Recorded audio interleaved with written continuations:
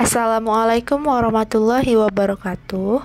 Halo teman-teman, hari ini kita belajar mata pelajaran sejarah dan sosiologi yang bertema jenis sumber sejarah dan permasalahan sosial.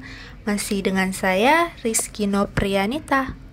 Nah teman-teman, berikut ini adalah jenis-jenis dari sumber sejarah. Yang pertama ada artefak, yaitu semua benda dari bahan alam yang dibuat oleh manusia dengan menerapkan teknologi tertentu. Lalu ada fosil, yaitu sisa tulang belulang manusia. Lalu selanjutnya ada tekstual, yaitu tulisan yang dapat menjadi catatan peristiwa yang terjadi berdasarkan yang dialami pada saat berlangsungnya peristiwa.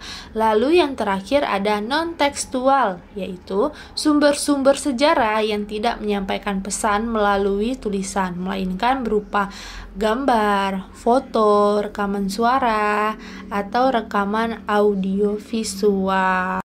Berikut ini adalah tabel kelebihan dan kekurangan dari jenis sumber sejarah.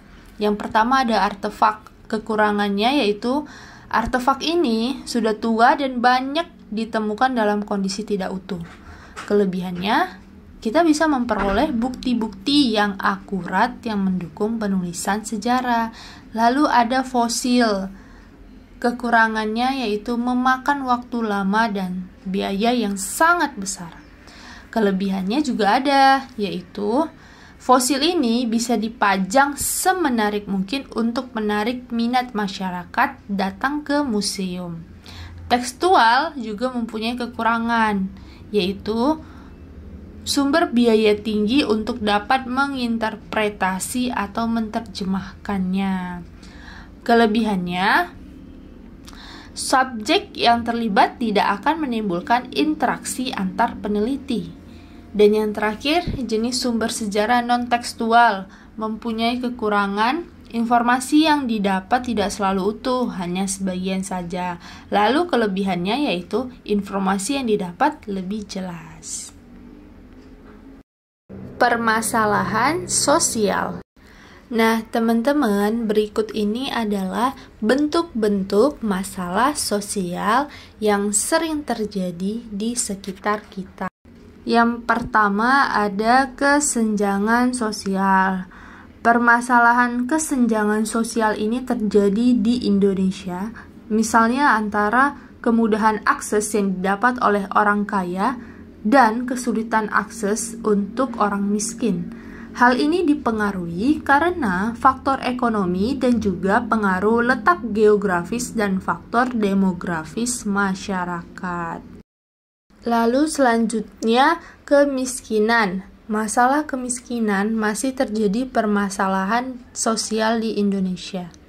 Saat ini, hasil survei menunjukkan bahwa ada kenaikan pengangguran di Indonesia mencapai 2,67% dari jumlah awal, yakni 28 juta orang.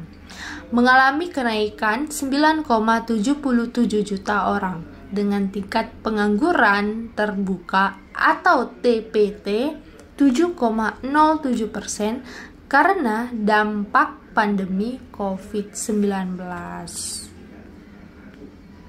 Bentuk masalah sosial selanjutnya yaitu kriminalitas. Contohnya adalah karena masalah pengangguran, maka tindakan kriminal bisa terjadi, seperti mencuri atau menjamret demi bisa memenuhi kebutuhan sehari-hari. Terjadinya pembunuhan karena adanya kecemburuan dan kesenjangan sosial, dan lain sebagainya. Bentuk masalah sosial yang terakhir yaitu penyakit menular. Permasalahan sosial yang sangat relevan di tahun ini terjadinya pandemi COVID-19. Masih terjadi pandemi COVID-19 menyebabkan berbagai dampak bagi masyarakat, mulai dari masalah ekonomi, pengangguran, pendidikan, masalah sosial, dan lain sebagainya. Baiklah teman-teman, sekian pembelajaran kita pada hari ini. Jangan lupa dikerjakan soalnya dan tetap semangat.